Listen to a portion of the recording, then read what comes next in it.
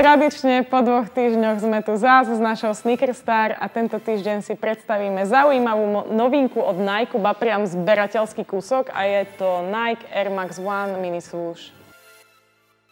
Colorway hodnotím 9.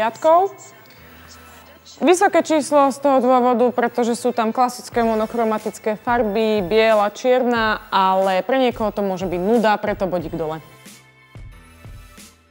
Po druhé, materiál, ten hodnotím taktiež 9.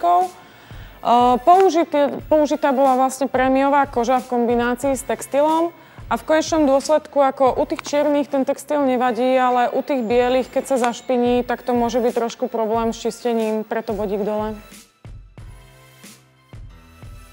Predposledný bod programu je komfort a ten hodnotím 8.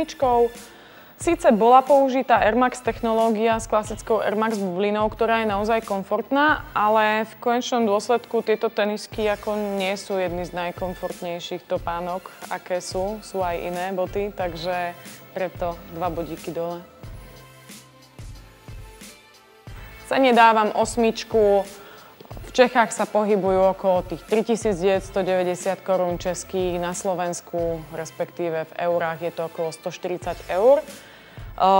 Jedná sa o prémiový model, v podstate niečo takéto všade nezoženiete. Je to len vďaka tejto malej fajočke, ktorá v podstate v zberateľskom svete má naozaj veľký hype. A preto tá cena je aj taká vysoká a myslím si, že je adekvátna týmto teniskám. Keď to na záver spriemerujeme, vyšla nám 9, čo je výborné číslo. A čo viac môžem dodať k týmto teniskám? No, podľa mňa je to veľmi naozaj zaujímavý model, už len z toho zberateľského hľadiska, lebo tieto mini swooše, tieto malé fajočky nenájdete na každých Nikeoch.